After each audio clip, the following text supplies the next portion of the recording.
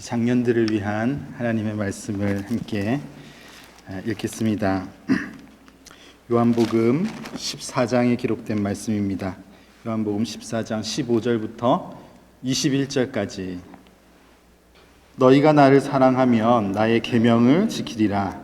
내가 아버지께 구하겠으니 그가 또 다른 보혜사를 너희에게 주사 영원토록 너희와 함께 있게 하리니 그는 진리의 영이라. 세상은 능히 그를 받지 못하나니 이는 그를 보지도 못하고 알지도 못함이라.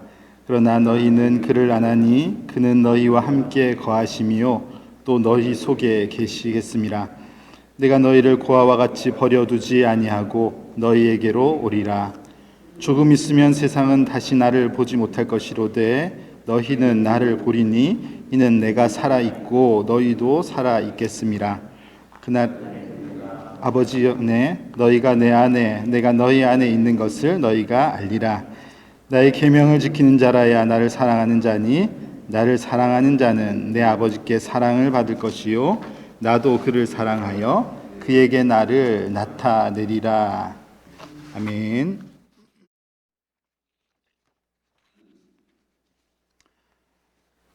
기다리는 사람들이라는 주제로 성령 강림절을 기대하며 증거하는 말씀, 오늘은 두 번째 시간입니다. 오늘은 보혜사 성령님에 대해서 말씀을 전하겠습니다. 보혜사라는 이름은 요한복음에만 나오는 성령님의 또 다른 이름입니다. 또 다른 이름이니까 별명이라 그렇게 표현해도 되겠습니다. 그러니까 성령님의 어떤 특징을 따라서 표현한 성령님의 별명이 바로 보혜사이구나, 이렇게 우리가 알면 되겠죠. 보혜사라는 이름은 헬라어 파라클레이토스를 한자로 음역한 이름입니다. 기독교의 기독을 크라이스트, 그리스도를 음역한 것이 기독인 것과 똑같은 그런 원리입니다. 파라클레이토스의 소리와 의미를 담은 글자를 찾아서 그것을 만들어 보니 보혜사라는 이름을 아마 만들게 된 것 같습니다. 그러고 보니까 지킬 보, 은혜해, 스승사, 우리를 지키시는 은혜를 베푸시는 스승님이라는 의미를 담고 있으니 성령님이 맞습니다. 본래 파라클레이토스는 곁에, 옆에라는 의미의 파라라는 말과 옆에서 말씀하시고 대언하시는 그런 의미를 표현하는 클레이토스. 그래서 옆에서 우리를 위해서 말씀해 주시고 우리에게 가르치시는 분, 그런 의미를 담고 있으니까 보혜사라는 이름이 딱 맞으십니다.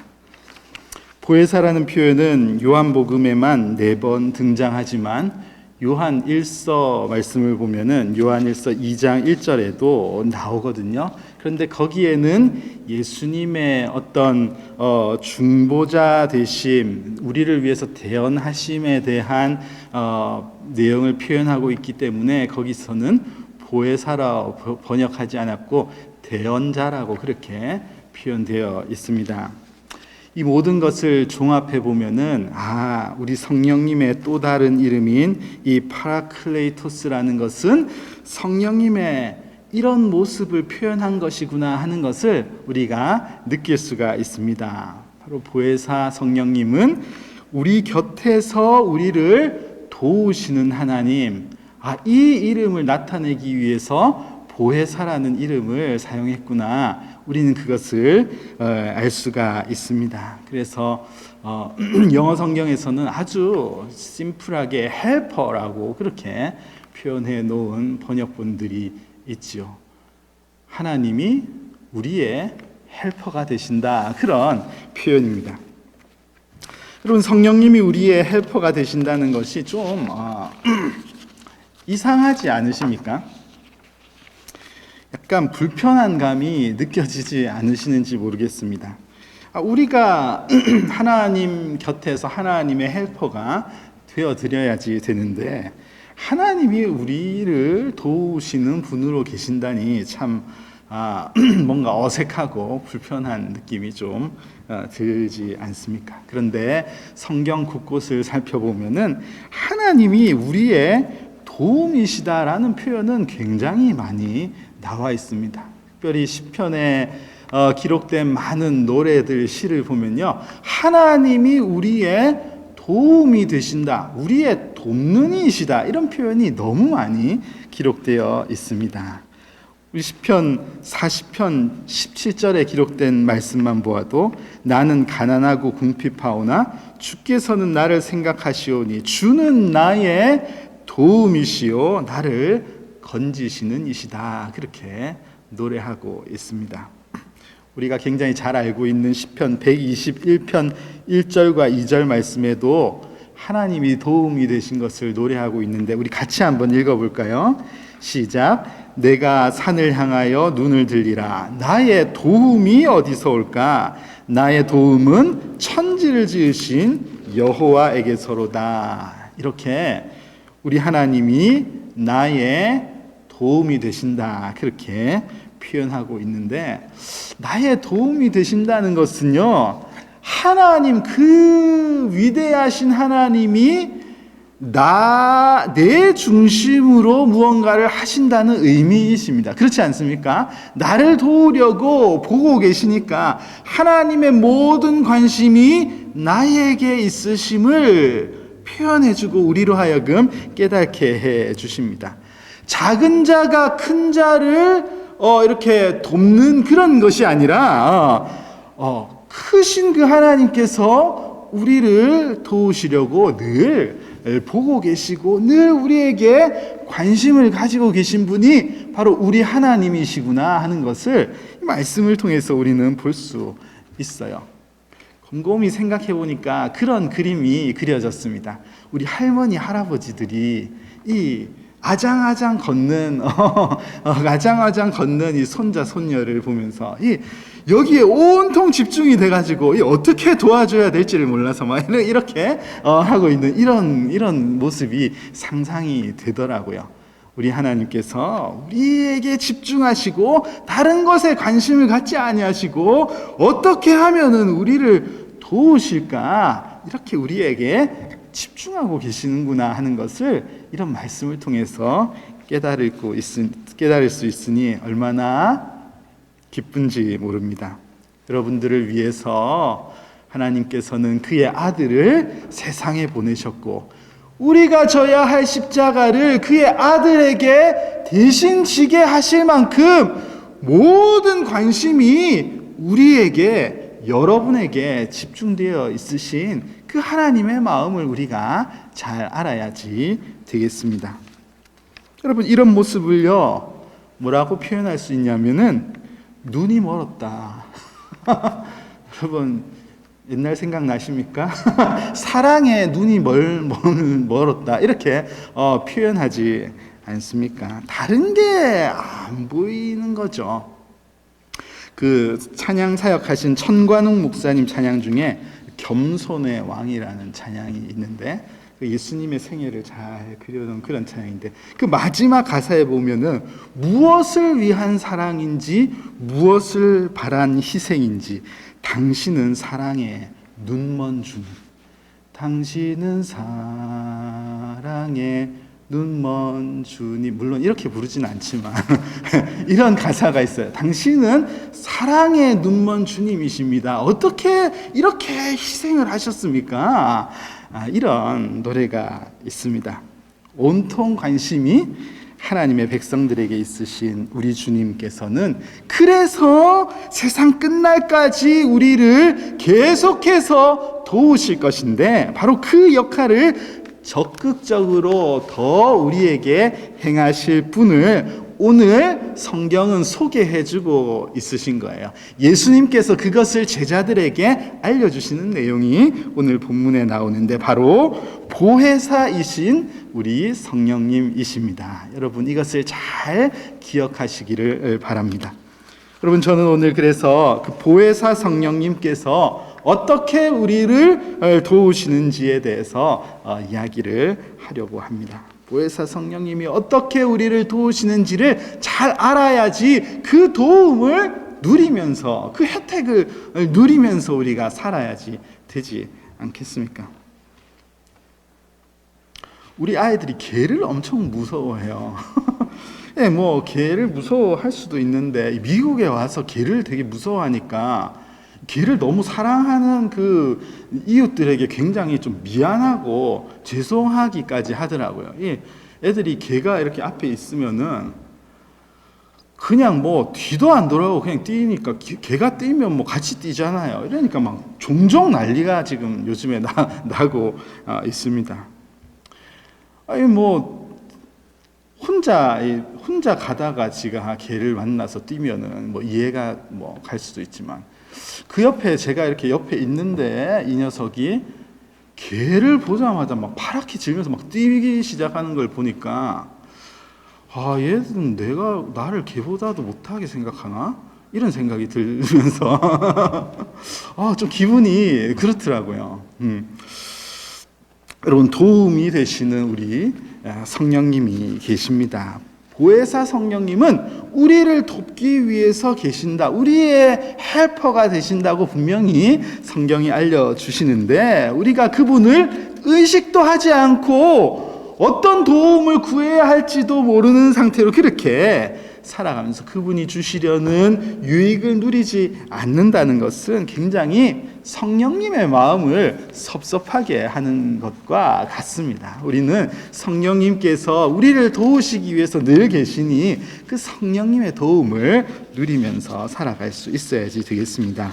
여러분 먼저 오늘 본문을 보니까요. 우리가 하나님의 계명을 지킬 수 있도록 성령님께서 도우시는구나 하는 것을 오늘 말씀을 통해서 알 수 있습니다.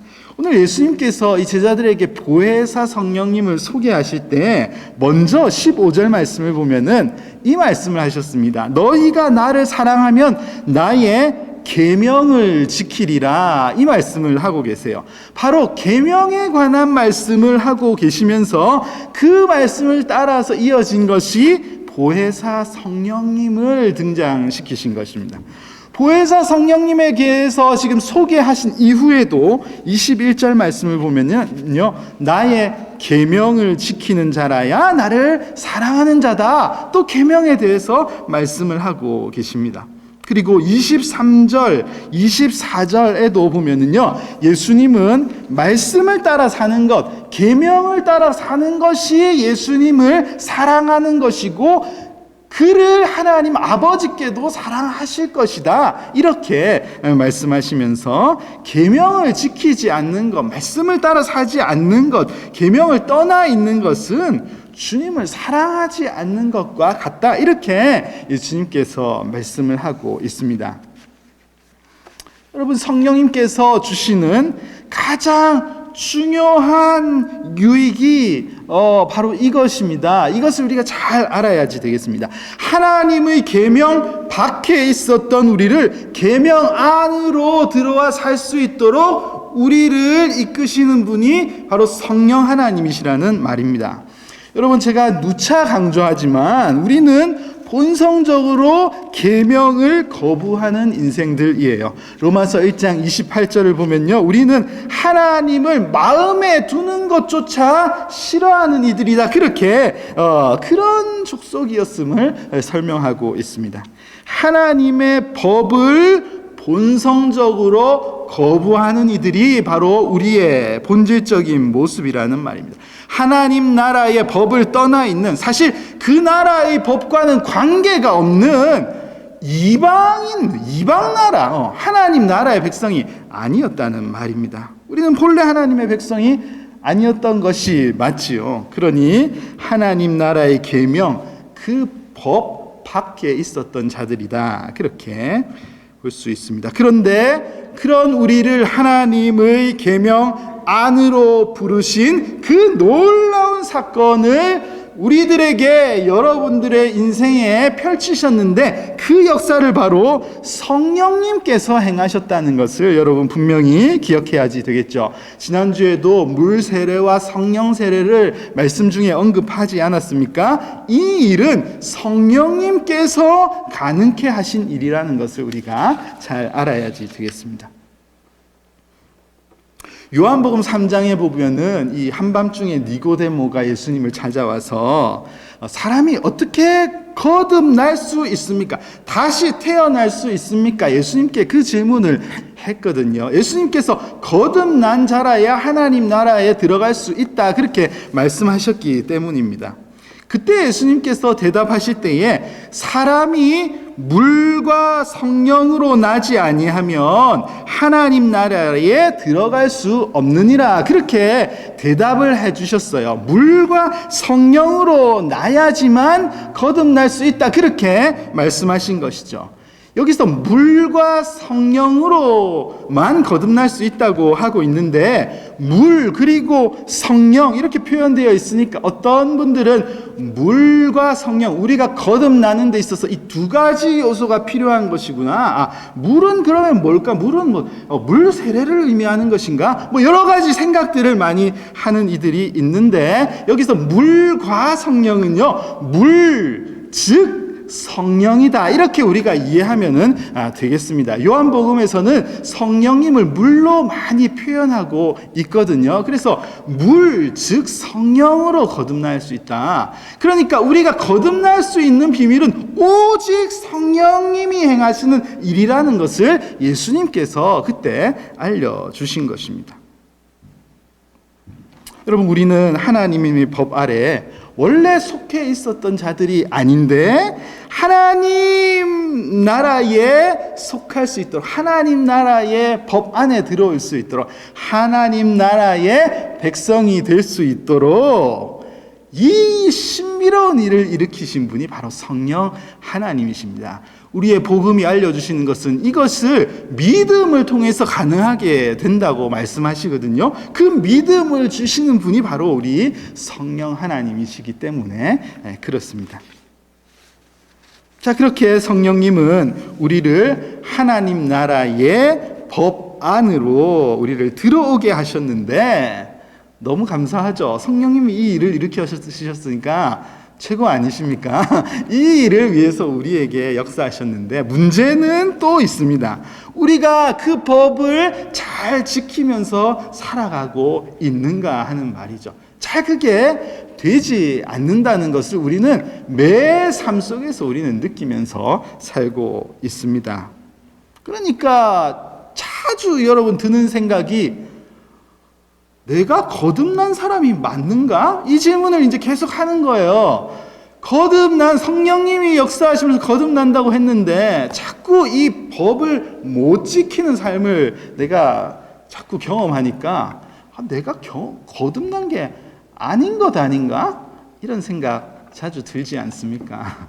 제가 잘 알죠. 네, 우리는 그런 생각을 자주 하게 됩니다.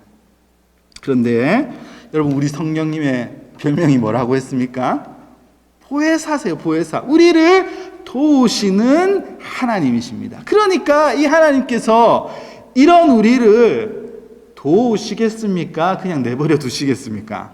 도우시죠. 우리 하나님은 그런 우리를 도우시는 일을 또한 하신다는 말입니다. 여러분, 26절, 요한복음 14장 26절 말씀을 우리 같이 한번 읽어보겠습니다. 보혜사 곧 아버지께서 내 이름으로 보내실 성령, 그가 너희에게 모든 것을 가르치고 내가 너희에게 말한 모든 것을 생각나게 하시리라. 얼마나 감사한 일인지 모릅니다. 우리는 하나님의 계명 안으로 들어오게 하셨지만 여전히 그 법을 못 지키면서 살아가는 그런 우리들을 위해서 성령님은 옆에서 오셔서 우리에게 가르쳐 주시고 하나님의 말씀을 생각나게 하시는 그 역할을 성령님께서 계속해서 하시면서 우리를 도우신다는 말입니다. 우리는 진짜 잘 까먹거든요. 지난 주일에 설교 말씀 뭔지 기억하시는 분 계십니까? 우리는 막 무조건 까먹습니다. 진짜 잘 까먹습니다. 얼마나 잘 잊어버리는지 막 한 주일은 고사하고 이 자리에서 그냥 지금 현장에서 말씀을 들을 때 하나님을 사랑하자, 용서하자, 받아들이자 이러고 나와서 딱 들었다가도 바로 일어나면서 까먹어가지고 바로 그냥 분노가 치솟는 우리는 그렇게 까먹기 대장들 아닙니까? 그런데 여러분 이런 현상 자체가요 사실 꽤 정상적인 모습이에요. 모두 다가 그것을 경험하기 때문에 그렇습니다. 여러분 죽음에 이르는 7가지 죄에 대해서 아십니까? 7가지 죄 제가 주보에 기록해 놓았는데 교만, 시기, 분노, 나태, 탐욕, 탐식, 정욕 모든 죄의 근원이 여기에 있다. 그것을 이야기하는 책입니다. 그런데 이런 모습에 대해서 우리는 죄와 연결해서 이야기하지만 사실 인간학이나 이런 사회적인 학문에서는 이것을 본성이라고 표현, 그냥 당연히 가지고 있는 것이고 이것이 무슨 죄냐 이렇게 이야기합니다. 여러분 뽐내고 싶은 마음, 더 눕고 싶은 마음, 나태함, 뭐 자연스러운 것 아닙니까? 좋은 것을 보면은 내 것으로 만들고 싶은 그런 탐욕들, 탐심들, 그리고 맛있는 것을 보면은 먹고 싶은 탐식. 이건 이제 제가 제일 많이 가지고 있는 건데, 이런 거. 뭐 그 다음에 사람을 보면서 엉뚱한 생각을 품는 거. 이런 것에 대해서 다 7가지로 분류하고 있는. 이것을 인간의 그냥 본성이다. 이건 그냥 다 가지고 있는 것인데 뭐 이렇게 분류하죠. 그런데 이 본성은 결국 이것 때문에 죄를 품게 되고 결국 이것이 죽음에 이르는 죄에 이르게 된다. 이것을 설명하는 책입니다. 세상은 그렇게 말하지 않지만은 우리는 그것을 잘 깨닫고 있어야 될 이유가 있는 것이죠. 이런 모습을 통해서 우리가 죄를 품기 때문에 그렇습니다. 여러분 그렇기 때문에 우리 성령님께서 내 곁에 오셔서 나에게 다시 말씀하시고 가르치시고 다시 생각하게 하시는 이 도움이야말로 우리가 늘 귀 기울여야 되고 그 도움을 굉장히 바라면서 사모하면서 그 도움을 얻기를 굉장히 기다리면서 그렇게 우리는 이 땅을 살아야지 되는 것입니다. 여러분 오늘도 성령님께서는 이 예배의 자리에 여러분들을 앉혀주시고 그리고 하나님의 말씀을 또다시 듣게 하는 것이죠. 이게 뭐 제가 지금 하는 설교가 처음 듣는 얘기가 아니잖아요. 늘 듣는 얘기 아닙니까? 우린 들어도 잊어버리니 또 하나님께서는 설교자를 통해서 또 말씀하게 하시는 것입니다. 깨닫게 하시고 들으라고 하시고 어느 날은 내가 혼자 말씀을 읽는 가운데 그 말씀을 통해서 내가 이렇게 살아가야지 되는구나 하는 것을 깨달을 수 있는 기회를 주실 때가 있습니다. 또 어느 날은 내 양심을 통해서 누가 말하지 않았지만 내 양심을 통해서 이것은 하나님께서 기뻐하지 않은 모습이구나 나로 하여금 듣게 하시는 그런 일을 하시죠. 또 어떤 때는 신앙에 좋은 친구들이나 좋은 동료들을 통해서 사람을 통해서도 성령님은 우리는 그 음성을 듣게 하시는 그 일을 하시는 분이 우리 성령님이십니다. 그렇기 때문에 우리는 그 보혜사 성령님의 음성, 그 가르치심을 잘 들기 위해서 늘 거기에 귀를 기울이면서 살아야지 되겠습니다. 늘 겸손한 모습이 우리에게 있어야지 된다는 이야기입니다. 고린도전서 10장 12절 말씀 그런즉 선줄로 생각하는 자는 넘어질까 조심하라 하셨습니다. 여러분 우리가 하나님의 법 안으로 들어오게 해주신 성령님의 그 놀라운 역사로 인해서 모든 하나님의 계명을 잘 지키면서 이 땅을 살아갈 수 있다면 좋겠지만 우리는 온전히 서 있는 자가 되지 못하는 거예요. 늘 이 땅을 살아가면서 성령님의 도움을 받아야지 되는 것입니다. 여러분 그렇게 우리를 거듭나게 하시고 우리에게 하늘 시민으로서 이 땅을 살아가도록 도우시는 우리 성령님의 놀라운 도우심을 우리가 방금 이야기를 했는데, 여러분, 마지막으로 이 성령님이 이 모든 일을 통해서 우리에게 주시는 또 하나의 보너스와 같은 유익이 우리에게 있는데, 바로 그것은 평안을 주시는 유익이라고 표현할 수 있겠습니다. 바로 이것이 성령님께서 이 땅을 살아가는 우리들에게 실제적으로 주시는 굉장한 유익이 아닐까, 저는 그렇게 믿습니다. 여러분, 오늘 본문인 요한복음 14장 말씀은요, 예수님께서 십자가의 고난을 받으시기 전에 제자들과 그야말로 마지막 밤을 보내시면서 그 시간에 말씀하신 아주 귀한 말씀이 여기에 기록되어 있습니다. 그런데 요한복음 14장 이 전에 13장 말씀을 보면요, 거기에 무슨 일이 있었냐 하면, 예수님께서 제자들의 발을 이렇게 씻어주신, 세족식 발을 씻어주신 이후에 예수님께서 두 가지를 지적하셨습니다. 하나는 너희들 중에 하나가 예수님 나를 팔 것이다.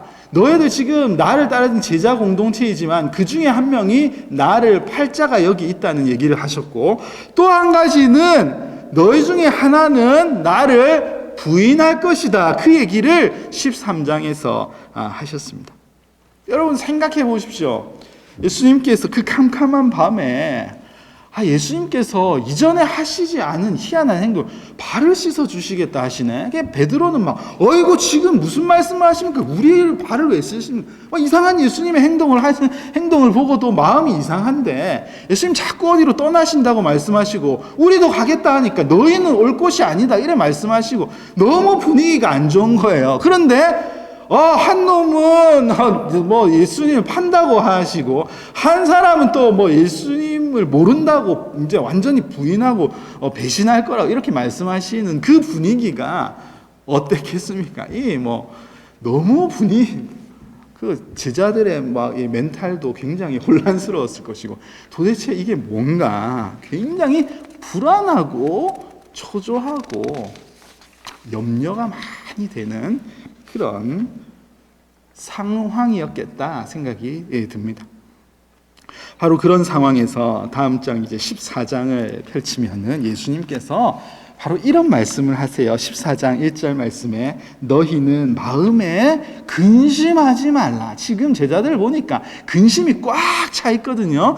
예수님께서 너희는 마음에 근심하지 말라. 하나님을 믿으니 또 나를 믿어라. 왜 이렇게 근심하고 있냐?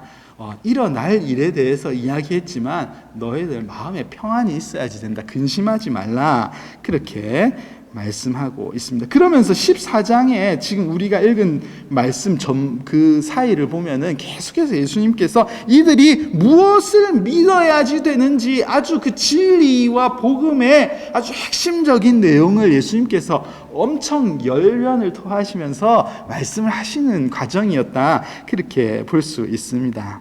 그럼에도 불구하고 그 불안한 마음이 어디 가시나요? 제자들의 불안한 마음이 없어지지 않는 것 같습니다. 5절을 보시면요, 도마가 이렇게 말하죠. 주여, 주께서 어디로 가시는지 우리가 알지 못하거든 그 길을 어찌 알겠사옵나이까. 도대체 어디를 가신다고 하시는 그런 일들에 대해서 도대체 하나도 못 알아듣겠고 불안한 마음뿐이 없습니다. 이런 이야기를 하고 있습니다. 8절을 보시면 빌립도 자신의 불안한 마음을 표현하고 있어요. 주여, 아버지를 우리에게 보여주옵소서. 그리하면 족하겠나이다. 아버지와 하나이시라 말씀하시고 아버지께로 가신다고 말씀하시는데 그 아버지를 우리에게 좀 보여주시든지. 마음이 불편해 죽겠습니다. 마음이 편하지가 않습니다. 이 불안한 제자들이 이곳저곳에서 예수님에게 그런 이야기를 하고 있고, 예수님은 그런 불안한 제자들에게 믿음을, 진리의 말씀을 계속 이야기를 하시고, 의심이 많은 그런 제자들을 향해서 11절을 보시면요, 11절 이렇게 기록되어 있습니다. 내가 아버지 안에 있고 아버지께서 내 안에 계심을 믿으라. 믿어라. 믿음이 있어야 된다. 그렇지 못하겠거든 행하는 그 일로 말미암아 나를 믿어라. 그런 게 못 믿겠으면은, 믿음이 없으면 예수님께서 행하신 일을 통해서 믿음을 가지라고까지 말씀하시면서 예수님은 최선을 다해서 이 연약해져 있는 제자들을 가르치시는 내용이 여기에 나오고 있는데, 여러분 그런 상황 중에서 예수님께서 오늘 보혜사 성령님을 소개해 주신 거예요. 그런 다음에 14장, 여러분 14장 결론 끝으로 한번 가보시겠습니다. 14장 27절 말씀을 우리 함께 한번 읽어보겠습니다. 시작. 평안을 너희에게 끼치노니 내가 너희에게 주는 것은 세상이 주는 것과 같지 아니하니라. 너희는 마음에 근심하지도 말고 두려워하지도 말라. 이렇게 예수님께서 말씀해 주시고 있습니다. 여러분, 보혜사 성령님, 우리 성령님은 우리에게 세상이 주는 것과 다른 평안을 주시는 그런 놀라우신 하나님이십니다. 여러분, 이 땅을 살아가는 동안에 우리는 예수 믿겠다 결심하고 하나님의 계명 안으로 들어와 사는 자들입니다. 그럼에도 불구하고 여전히 우리에게 들어오는 근심과 염려와 걱정들, 이것으로 인해서 우리는 또 범죄하고 죄를 짓고 막 이렇게 우리가 살아가는, 어떻게 보면은 엉망진창인 그런 모습이 우리 안에 있지 않습니까? 그런 우리들을 위해서 보혜사 성령님은 우리를 그냥 내버려 두지 아니하신다. 고와 같이 내버려 두지 아니하시겠다. 그렇게 약속하시는 것이죠.